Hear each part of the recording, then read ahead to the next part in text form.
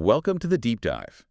If you've dipped even a toe into the world of pickleball lately, you'll know it's not just a sport. It's really become a phenomenon. Oh, absolutely. It's everywhere. And with millions, literally millions of new players hitting the courts, there's one thing everyone seems to figure out pretty quickly: the quest for the perfect paddle. Right. It feels like finding your personal Excalibur, doesn't it? Exactly, tailored for those, precise dinks and those blistering drives. So today, we're embarking on a deep dive into that very quest. We're going to unpack the latest insights on these really crucial pieces of equipment.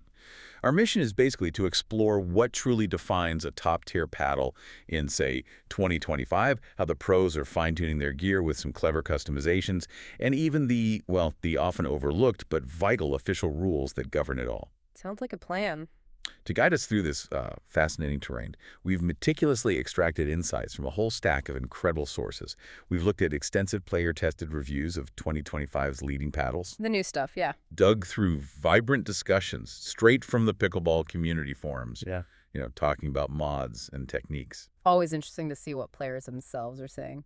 And of course, we've pored over the official rulebooks from the key governing bodies, like the UPAA, that's the United Pickleball Association of America, and USA Pickleball too. So get ready to truly understand what's in your hand when you step onto that court. That's a really excellent way to frame it. What's truly fascinating here, I think, is that a pickleball paddle is so much more than just a piece of sporting goods you grab off a rack. Right, it's not like buying just any old racket. No, for serious players, it genuinely becomes an extension of their playing style, almost like a part of their arm on the court, And as the sport keeps evolving so rapidly, especially at the pro level, this tool is under incredibly careful and precise regulation. Which is important. Very. So this deep dive isn't just about listing features. It's about helping you navigate those critical nuances. Whether you're a newcomer trying to make your very first informed purchase, or maybe an experienced player looking to gain that elusive competitive edge through some smart adjustments. Okay, let's unpack this then.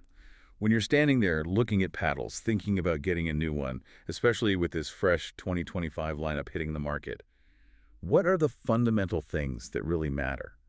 Our player-tested reviews have definitely highlighted some intriguing trends and specific recommendations. What should we be looking for first? Absolutely. The paddle's inherent performance. It really boils down to how its core components are engineered and, importantly, how they interact to transfer energy to the ball. It's a delicate balance. Makes sense. Let's start with the surface materials, maybe, because that's where the ball makes its first contact. Okay. Graphite, for instance, is a standout choice. A lot of paddles use it. It's known for being incredibly lightweight, rigid, and stiff. Stiff, okay. What does that mean in practice? Well, it translates to a very consistent strike and highly efficient energy transfer. Think of it like a perfectly tuned spring. It gives back pretty much what you put in. So you get a direct, crisp feel on impact. Now, you might feel a bit more of the ball, maybe more vibration, but that direct feedback, that can be a massive advantage for control. So if graphite gives you that direct feel, what's going on inside the paddle, in the core? That's often hidden, but I imagine it's just as crucial, right? Oh, it's arguably even more crucial, yeah. The core materials are typically designed with a honeycomb structure. Like a bee's honeycomb. Exactly like that. Yeah. A network of small hexagonal cells. It maximizes strength and dampening without adding too much weight. The most common materials you'll find in there are polymer, aluminum, and Nomex. Polymer is often seen as the workhorse, good blend of power and control. Nomex is stiffer, denser, often found in paddles designed for more power, or maybe favored by players who like a heavier feel. Aluminum is lighter, gives a different kind of crispness. And crucially, it's not just the material of the core, but its thickness. That dramatically impacts your playing experience. How so? The thickness? Well, a thicker core generally means more dampening, so less shock, more control, and more dwell time. Dwell time. That's a term we hear a lot in racket sports. For those who might not know, what exactly is it, and why is it so important in pickleball, especially with these new paddles? Right, dwell time. To put it simply, it's that tiny, tiny fraction of a second the ball actually compresses against and stays on the paddle face before it launches off. Okay, just a split second. Barely that. Imagine a golf ball compressing against a club face. The longer it dwells, the more you can manipulate it, right? I see. In pickleball, increased dwell time means you have more opportunity to impart spin on the ball. This is why it's such a game changer for spin enthusiasts and control players. It allows for incredible precision. Those drops that just die at the kitchen line serves that, dance off the court. It's all about that extra bit of contact. Now, when we look at the inherent performance characteristics highlighted in the 2025 lineup, some paddles really stand out, often because of how their materials and thickness come together. Okay, like which ones? Take the Honolulu J2TI Plus Say, for example. Yeah. Our sources really praise it for its impressive spin and intuitive control. It offers immediate comfort right out of the box, apparently. Oh, nice. No break-in needed. Seems that way. What's fascinating is that it consistently delivers this high performance without players needing to add any modifications. It's kind of a pick-up-and-play powerhouse. Ideal for someone who wants that pro-level feel without the fuss, maybe. Gotcha. What else stood out? Then you have the 11SI X24 Hirachi X Power. Now, if you're a player who really craves aggressive top-end power and exceptional spin, and maybe you prefer an elongated frame for that extra reach, this paddle is a clear recommendation. It offers remarkable plow-through. Plow-through. What does that mean in, real terms? Good question. It's basically how well the paddle resists twisting when you hit the ball off center. Ah, okay. So it stays stable. Exactly. So even if you don't hit the sweet spot perfectly, the Hirachi X Power maintains its stability. That translates to more consistent, powerful returns and reduces those frustrating mishits. Really crucial during fast exchanges at the net. That makes perfect sense. So the Hirachi X Power sounds like it's built for those aggressive power players who want that stability. Yeah. What about something maybe more balanced? For a versatile game? For that, the Franklin C45 comes in as a strong contender. It's seen as a control power hybrid. Yeah. It feels incredibly fast in hand, apparently, which makes it ideal for quick reflex exchanges, whether you're doing precise dinks, punching volleys, or resetting powerful drives. It offers really consistent performance across a wide range of shots. Sounds versatile. And if pure spin is your obsession, the CRBN3 Truefoam Genesis seems to be setting a new benchmark. It's described as a spin leader with unmatched dwell time, like we just discussed. And that dwell time leads to? Phenomenal control directly. Reviewers were actually surprised because while it might not look like a raw power paddle on paper, its dwell time and those carbon textures allowed for surprisingly punchy volleys and drives. We also saw multiple paddles highlighted as best control, like the Pickleball Apes Pulse V and that Franklin C45 again, superb for precise resets, delicate dinks, that sort of thing. Right. Others, like the Flamingo and the CRBN3 Truefoam Genesis, they emphasize what's called spin-forward control. So they combine precision with significant spin potential. Spin-forward control, interesting term. Yeah. And then you have the Avora Rhapsody 13, noted for rapid net play. The 11SI X24 Hirachi X Power gives you that elongated reach we mentioned. But really, for maximizing spin, the CRBN3 Truefoam Genesis and Honolulu J2TI Plus seem exceptional, thanks to that enhanced dwell time and their carbon textures. The Flamingo and Hirachi X Power also offer great spin. And it's worth noting, even a control paddle like the Franklin C45 can deliver strong spin, with a little help from lead tape, which brings us nicely to customization. So we're clearly seeing paddles designed with specific play styles in mind. Yeah. Whether it's pure control, raw power, or exceptional spin, and some that are truly versatile. And it sounds like paddle weight is also a huge factor. You said even a few ounces can make an exponential difference. Absolutely. Exponential is the right word. Even small variations in weight can dramatically alter a paddle's feel and its playability. Most players seem to find a sweet spot in the low to mid 8-ounce range. It offers a good balance between maneuverability for, fast hands at the net and enough mass for powerful drives. Okay, mid-8s, good benchmark. And speaking of the latest innovations, new models are continually being finalized for release this year. One that's generating a lot of buzz is the Thrive Smoke paddle. Thrive Smoke, okay. What's special about that one? It promises amazing spin and consistent returns. But what's really groundbreaking, potentially, is that it allows players to choose their swing weight directly from the manufacturer. Swing weight, another critical term. Yeah. How does that differ from just the paddle's static weight? What it says on the scale, and why is it so important, especially if a manufacturer is letting you choose it? That's an excellent distinction to make. A paddle static weight is just what it weighs on a scale. Simple. Swing weight, on the other hand, describes how heavy the paddle feels when you swing it. It's really a measure of its rotational inertia. How hard it is to get moving, basically. Exactly. A paddle with a higher swing weight will feel heavier, harder to accelerate through the air, Yeah. but once it gets going, it carries more momentum. That leads to more power and that plow through we talked about. Conversely, a lower swing weight means a quicker, more maneuverable paddle, faster hands. The Thrive Smoke paddle offering this choice directly from the factory. Well, that's significant. It gives players unprecedented control over a critical performance aspect right out of the box, allowing them to perfectly match the paddle to their stroke mechanics and their preferred playing style. That's fascinating. Customization right from the start. Which leads us to, here's where it gets really interesting, I think. Beyond the paddle's natural characteristics, players are constantly finding ways to tweak their gear for that extra edge. What are the common modifications we're seeing, and how do they actually impact play? It definitely sounds like pros aren't just picking up a stock paddle and going out there. Precisely. This is truly the art of customization. And weighted tape is, hands down, the most common starting point. Tape. You'll hear about traditional lead tape, yeah.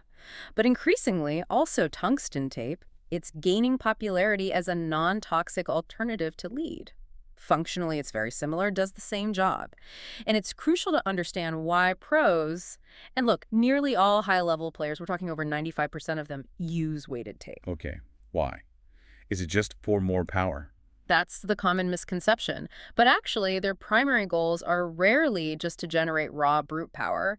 Instead, they're meticulously looking to increase stability, Stability again. expand the paddle's sweet spot, make it more forgiving, and finally adjust the balance point, how it feels in the hand. Think of it less like adding horsepower and more like fine-tuning the suspension on a high-performance car, you know. That's a great analogy. For instance, even someone like Ben Johns, arguably the GOAT. Yeah, best player out there. He customizes his paddle with lead tape and an overgrip. He's not trying to hit the ball harder necessarily. He's optimizing for control and consistency under pressure. That's a revelation for many, I think.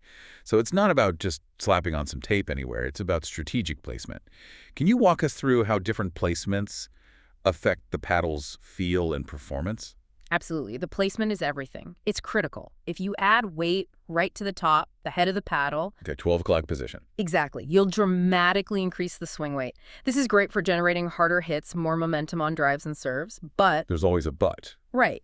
It will also reduce maneuverability, makes the paddle feel slower, harder to react quickly at the net, and it effectively moves the sweet spot slightly higher up the paddle face. Okay, what about the sides? For a more balanced enhancement, placing tape at 3 o'clock and 9 o'clock, essentially on the sides, is incredibly common, probably the most popular placement. This significantly increases that plow-through we mentioned. It expands the sweet spot, makes it wider, and boosts stability quite a bit. Imagine hitting an off-center volley. With tape there, the paddle feels more solid, less prone to twisting in your hand, resulting in a cleaner, more predictable shot. It's fantastic for absorbing pace and maintaining control. Okay, that sounds really useful. Any other spots? For the least dramatic change, maybe a more subtle adjustment, you can add weight to the 5 o'clock and 8 o'clock positions, kind of the bottom corners of the paddle face. Lower down? Yeah. This primarily increases overall stability with a more incremental power increase, useful for very fine-tuning, very precise adjustments. And finally, some players will add weight right on the throat of the paddle, just above the handle. That's usually for overall balance, shifting the center of mass maybe a bit closer to the grip for a slightly different feel. So it's a very precise science then. Adding weight isn't just about making it heavier overall. It's about strategic distribution to achieve a very specific feel or performance characteristic. But is there a point where you can go too far? Can too much customization actually hurt your game? That's a critical question. And yes, you absolutely have to be careful. Too much weight or weight in the wrong place for your swing can certainly be detrimental. How so? It can lead to a significant loss of hand speed, making you slow on volleys or those quick resets at the kitchen. It can also throw off your timing completely, leading to erratic shots that either fly long or just dump into the net. Right, finding the balance is key. It's all about finding that perfect, subtle balance that complements your game. Not just copying what a pro does because they do it. It really highlights the idea that sometimes, less is more when it comes to modifications. And beyond weighted tape, there are other permitted customizations players use to fine-tune their setup. Under grips, for example. Under grips, what are those? They go under your main grip. Something like the Hesicor is popular. They're known for comfort, shock absorption, and giving a unique feel. And a neat trick we found from the community discussions. Apparently, hand sanitizer can actually make applying these undergrips much easier, helps them slide on smoothly. Oh, good tip. Then, of course, there are overgrips. Those go over your main grip. They're fantastic for extra tackiness, sweat absorption, or simply to add a slight increase in handle size for a more comfortable hold. But what about the handle itself? I know in tennis or badminton, players often build up their handle size significantly. Is that common in pickleball too? You hit on a really interesting point there. Building up the handle size with, say, athletic tape for a custom fit. It's actually an often underutilized modification, especially by recreational pickleball players. Really? Why is that? Well, it's very common in other racket sports, like you said, but most pickleball paddles come with a standard handle size that just might not be optimal for every player's hand. A grip that's too small can lead you to overgrip, squeeze too tight. That can cause forearm fatigue, even injury, and loss of control. Makes sense. So a custom-built handle, tailored to your hand size, can provide a more secure, more comfortable grip. Reduces strain, improves overall control and feel. It's a simple, totally legal modification that can have a surprisingly large impact. This raises a really important question, though. With all these customization options and the incredible diversity in new paddle tech, how much does the equipment really matter versus just a player's fundamental technique? And what about the rules governing all these modifications? You mentioned strict regulations earlier. This is such a critical discussion. It permeates the entire pickleball community, right? From casual players right up to the top pros. And our sources highlight a strong, very consistent sentiment technique. Technique often matters most. More than the paddle. Often, yes. While the right equipment can certainly enhance your game, maybe give you a marginal edge, it absolutely cannot compensate for fundamental flaws in technique. For instance, players will see far more improvement by focusing on things like generating power through a proper wrist snap rather than just muscling a shot with their arm. Right, the mechanics. Or consistently hitting the sweet spot. Or effectively using wide angles and soft hands from the kitchen line, that kind of stuff. It's a classic example of diminishing returns, isn't it? Spending endless hours trying to find the perfect half-ounce of lead tape that might yield less improvement than just 1 hour spent drilling dinks or perfecting your serve toss. That's way pointing. In fact, a lighter paddle that allows for a faster swing speed can sometimes generate more power than a heavy, slower one, even with mods. As one of our sources aptly put it, a marshmallow is still a marshmallow even if you add weight to it. The core properties of the paddle and your skill level, they still dominate. Mastery of technique will always transcend the gear itself. That's a powerful reminder. So while customizing can fine-tune, it's definitely not a magic bullet. Okay, speaking of rules, how strict are these regulations, particularly for people looking to compete? What do players absolutely need to know about what's allowed and what's not? Oh, the rules are incredibly strict, especially for professional events sanctioned by bodies like the UPAA and USA Pickleball. These organizations are really committed to ensuring fair play and preventing equipment advantages that could undermine skill. Makes sense. So what are the key restrictions? First, there are clear limits on size. The combined length and width of a paddle cannot exceed 24 inches, and the maximum length is 17 inches. That ensures a consistent playing field. Okay, size limits. What about thickness? Then there's thickness, and here there's a bit of a nuance. UPAA limits paddles to a maximum of 24 millimeter thickness for pro events. They're trying to keep the game from becoming too bouncy, you know? Right. Interestingly, USA Pickleball, for general sanctioned play, doesn't have an explicit restriction on paddle thickness, so that offers more flexibility for recreational players to experiment. And weight. You mentioned pros customize weight. Are there limits? Yes, similarly with weight. UPAA imposes a maximum weight of 10 ounces, or 283.5 grams. And importantly, this includes all modifications like lead tape. Ah, so the total weight. The total weight, exactly. This prevents excessively heavy paddles that could generate, frankly, dangerous levels of power. But again, for general sanctioned play, USA Pickleball has no general weight restriction, allowing players more freedom for customization outside of pro events. What about the paddle surface? You mentioned spin earlier. The paddle surface is also heavily regulated. It must be flat. Absolutely no holes, no indentations, no rough texturing, or features specifically designed for excessive spin are allowed. Critically, applying any kind of spray-on grid is strictly prohibited. That would just unfairly enhance spin. Right, that would be cheating. Totally. They even measure specific metrics for roughness and friction now, and for fairness and to prevent distractions, no overly reflective surfaces are permitted either. That makes perfect sense. No unfair advantages or distracting gear on court. What about features that seem clearly designed to give an advantage, like, I don't know, Yeah. springs or electronic stuff? Oh, those are strictly out. There's a clear list of prohibited features. No parts designed to be easily removable, with the obvious exceptions of common things like edgeguard tape, weighted tape, grip wraps, overgrips, grip inserts, and maybe butt cap replacements. Okay. This means absolutely no springs or compressible materials that could create an illegal trampoline effect, giving the ball an unnatural boost. Right. And absolutely no electrical or electronic assistance. That would be a fundamental departure from the spirit of the game. How do they even test for all this stuff? Well, paddles undergo a rigorous process to ensure compliance. One key aspect is the PBCRR test. That stands for Paddleball Coefficient of Restitution. PBCR. It basically measures how much energy is returned to the ball after it hits the paddle, gauging its bounciness, essentially. The current limit is 0.44, but interestingly, it's actually reducing to 0.43 in November 2025. Oh, so they're making them less bouncy. It seems so. It indicates a deliberate shift towards slightly less lively paddles.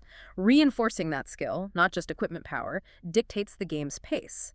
And for official play, paddles must be approved and display official stamps, like the UPAA certification stamp. There's even a new blackout rule for some brands in 2025. Blackout rule? Yeah, where brands without specific marketing licenses have to produce paddles with basically no visible branding, just a discrete brand and model name written below the certification stamp. It's all about controlling fair marketing and sponsorship within the pro game. Wow, okay.